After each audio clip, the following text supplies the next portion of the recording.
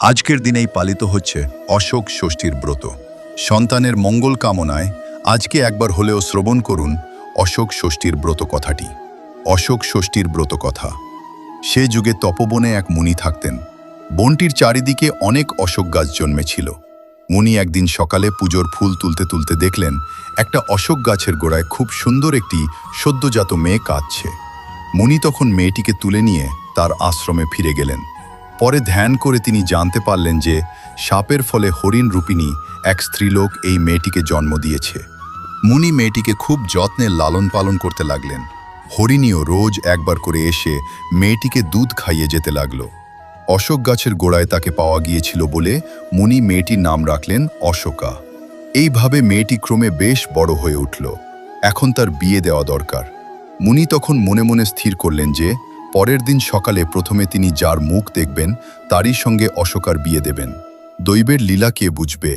পরের দিন সকালে উঠে মুনি দেখতে পেলেন যে এক রাজপুত্র তার অনেক লোকজন নিয়ে আশ্রমের দরজায় অপেক্ষা করছে। মুনি তাকে জিজ্ঞাসা করলেন, তুমি এখানে এসেছো কেন? রাজপুত্র বলল, আমি মৃগয়া করতে বেরিয়েছিলাম। কাল রাত্রে খুব ঝড় হাওয়ায় আর ফিরতে পারিনি, আপনার কুটিরে আশ্রয় নিয়েছিলাম। মুনি দেখলেন ভালো সুযোগ, তখন তিনি রাজপুত্রকে নিজের ইচ্ছার কথা জানালেন। মুনির কথা শুনে রাজপুত্র মেয়েটিকে বিয়ে করতে রাজি হল, আর মুনির রাজপুত্রের হাত ধরে অশোকাকে তার হাতে সঁপে দিলেন। মুনি পরে বললেন, কুমার, আমি তোমার পরিচয় জানি না, আর তুমিও এর পরিচয় জানো না, তবুও আমার কথায় তুমি একে বিয়ে করলে। তুমি আর তোমার বাবা এ বিয়েতে খুশিই হবেন। অশোকা খুবই গুণের মেয়ে। তারপর মুনি আবার অশোকাকে বললেন, মা অশোকা, এই অশোক ফুলের বিচিগুলো দিচ্ছি, নিয়ে যা, আর এখান থেকে যাবার পথে বিচিগুলো রাস্তায় ছড়িয়ে দিস।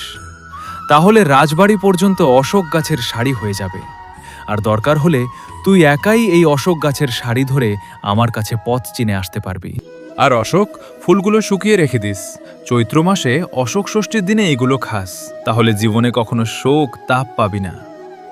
মুনিকে প্রণাম করে রাজপুত্র অশোকাকে সঙ্গে নিয়ে রাজবাড়িতে ফিরে গেল। রাজারানী সব শুনে খুশি মনেই ছেলে বউকে বরণ করে ঘরে তুললেন।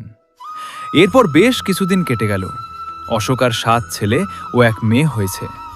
রাজারানী সময় মতো সকলেরই বিয়ে দিয়ে স্বর্গে গেছেন। একবার চৈত্র মাসের শুক্লা ষষ্ঠীতে রাজার বাৎসরিক শ্রাদ্ধের তিথি পড়ল। অশোকা বউয়েদের ডেকে বলল, আজ অশোক ষষ্ঠী, আমি আজ ভাত খাবো না। বউয়েরা তখন মুখ কড়াই সেদ্ধ করে দিল। সারাদিন কাজকর্ম করার পর ক্লান্ত হয়ে রাত্রে সকলেই ঘুমিয়ে পড়ল। পরের দিন অশোকা দেখল যে ছেলের বউয়েরা কেউ ঘুম থেকে ওঠেনি। শেষে ঘরের দরজা ভেঙে অশোকা দেখলে যে সকলেই বিছানায় মরে পড়ে আছে। এই অবস্থায় পড়ে অশোকার হঠাৎ মুনির কথা মনে পড়ে গেল। অমনি সে অশোক গাছের সারি ধরে মুনির কাছে গিয়ে হাজির হলো। মুনি অশোকার সব কথা শুনে ধ্যান করে সব কথা জানতে পারলেন, আর অশোকাকে বললেন, যখন সেদ্ধ করছিল তখন অসাবধানে একটা ধান তার মধ্যে পড়ে গিয়েছিল, আর তা খাওয়ার জন্যে সেই পাপে ওই দুর্দশা হয়েছে তাদের।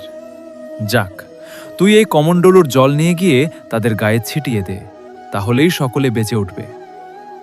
অশোক ষষ্ঠীর দিন খুব সাবধানে 6টি অশোক কুড়ি, 6টি মুখ কড়াই দই দিয়ে খেয়ে তবে অন্য জিনিস খাস। এই হলো ভক্তগণ অশোক ষষ্ঠীর ব্রত কথা। আশা করি আজকের ভিডিওটি আপনাদের ভালো লেগেছে। আজকের ভিডিওটি এই পর্যন্ত। দেখা হবে নতুন কোনো ভিডিওতে। ভালো থাকুন, সুস্থ থাকুন। ধন্যবাদ, নমস্কার।